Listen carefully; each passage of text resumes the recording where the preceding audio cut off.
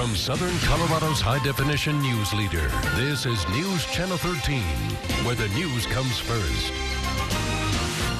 Welcome back to Good Morning Colorado. Thanks so much for waking up with us. It's coming up on 8:30 now on this Saturday, January 12th.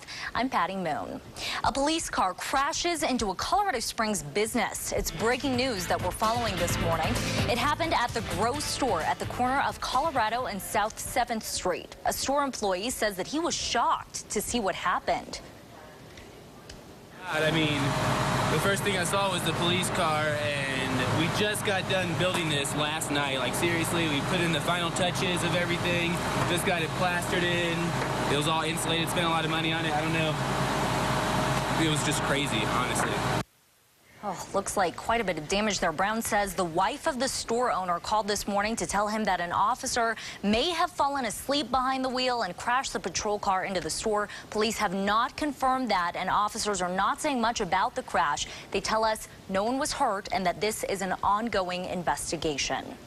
Let's turn to the weather now with Storm Tracker 13's Anders Nelson. Anders, it is freezing cold. I keep complaining about it. I don't want to sound like a Debbie Downer, but we're talking single-degree temperatures this morning. Ouch. Yeah, Patty, it is a pretty chilly start to the day. We all know that you don't like it when it gets this cold out, but not too many people do.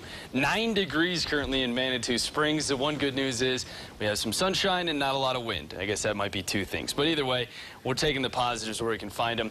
10 in Colorado Springs at overhead door camera near Powers and Galleys, so we've hit some double digits for some areas. And we have 14 currently in Colorado City. So temperatures beginning to slowly warm up, but some of us still downright cold. 24 below in Alamosa. Most of us still officially in the single digits, whether that's above or below zero across the I-25 corridor and onto the plains. But wind chill value-wise, it feels much colder than that. 21 below currently in Denver with the wind chill, 2 below in the Springs, and 6 below in Pueblo. So again, not a lot of wind, but just enough to make it feel very cold outside. And today, unfortunately, our high temperatures topping off in the teens and 20s as we go through the afternoon.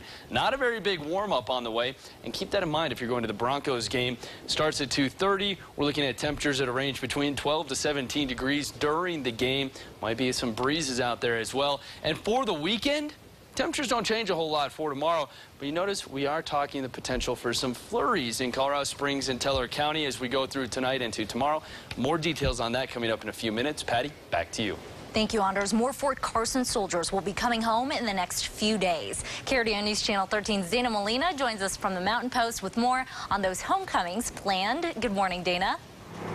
Good morning, Patty. Loved ones will welcome their soldiers here at Fort Carson in 3 separate homecomings over the next few days.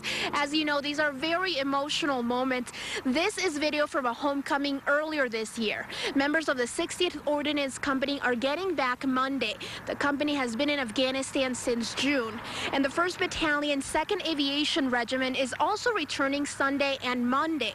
Those soldiers coming home are part of a huge troop drawdown in Afghanistan. President Obama says the U.S. role in Afghanistan will shift to a support role later this spring. The president says the path of the U.S. military remains clear and the war is moving toward a responsible end in 2014. Reporting live from the Mountain Post, Dana Molina, KRDO News Channel 13.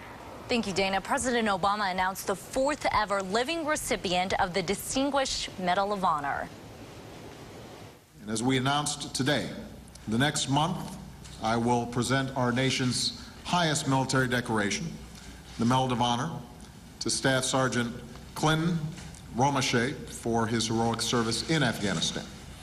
Staff Sergeant Clinton Romesha is a former Fort Carson soldier. Romesha earned the distinction for his heroism during an insurgent attack in Afghanistan in 2009. He was wounded by shrapnel as he took out an enemy machine gun team. 2 activist groups marked the 11 years since the detention center at Guantanamo Bay opened with a protest. Their message was for President Obama to keep his promise of shutting down the detention center. Just days into his first term, the president signed an executive order to close the facility within a year. It was not closed, according to the White House, because of the difficulty in relocating prisoners. A third grader from Illinois will fly to Georgia next week to meet her pen pal. Her pal is a soldier who was serving in Afghanistan who is now back home in Georgia. Sophie Deck spent the last year writing to her pen pal. When Sophie's parents found out the soldier was back, they called the soldier to plan a meeting with Sophie. Sophie's parents bought a plane ticket and surprised her with it on Christmas. Sophie will fly to Atlanta to meet her hero next week. Her hair was in a bun, and then she has bangs. She really inspires me a lot. Why is that?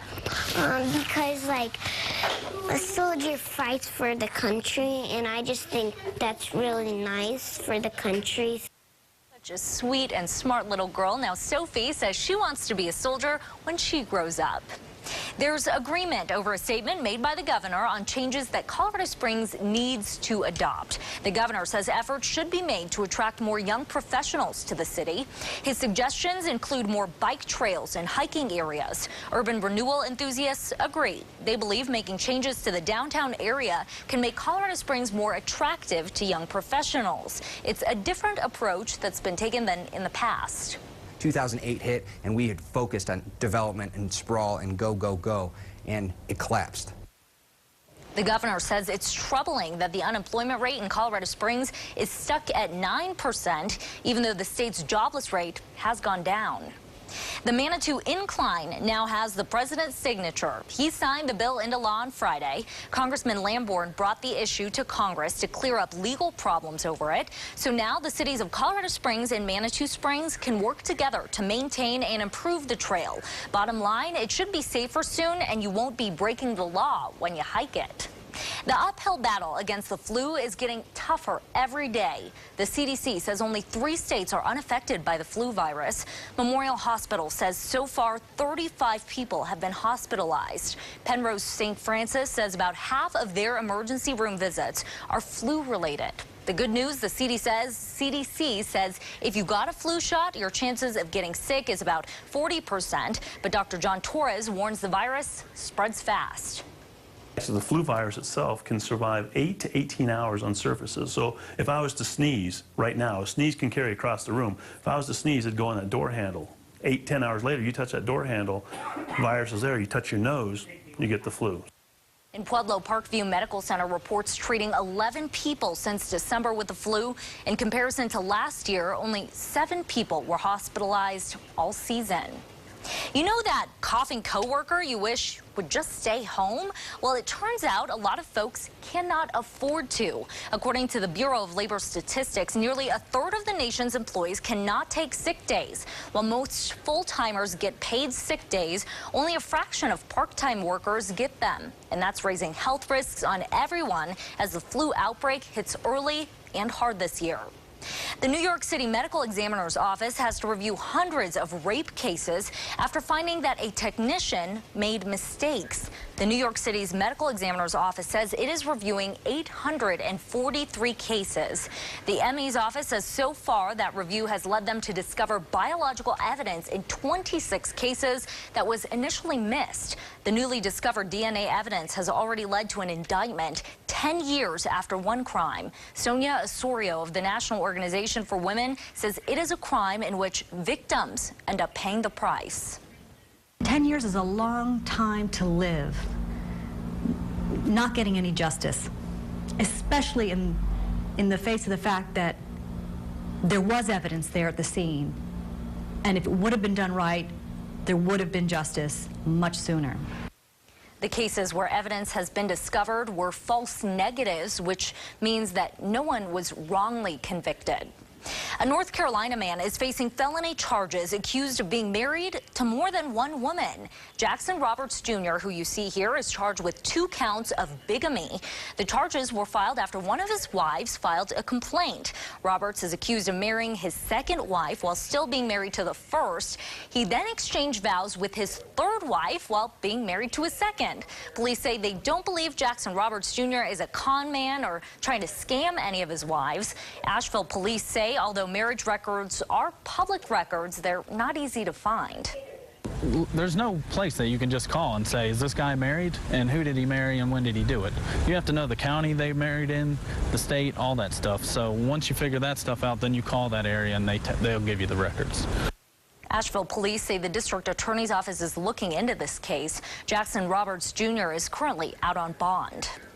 The competition is on to see who will be crowned the next Miss America. There are 53 contestants in all. Miss Colorado is 23-year-old Hannah Porter, and she is a graduate of the University of Northern Colorado. She shared her secret on how she got her bikini body. My secret is living in Colorado, basically, because Colorado is the most physically fit state in the nation, actually, and I think it's just because there's so many outdoor activities for you to do. And yes, I do go to the gym, I have my regular routines and everything, but I mean, when you're skiing, you're burning so many calories, you're doing so much vertical stuff, it's insane. You can watch Miss America tonight at 7 to see if Miss Colorado takes the crown. That's right here on KRDO News Channel 13. Are you wondering why your paycheck this year is a little less than last year? If so, stay with us. Our tax pro is going to answer that and more of your tax questions. And we've got an adorable fur ball that you could call your very own. Our pet of the week is coming up.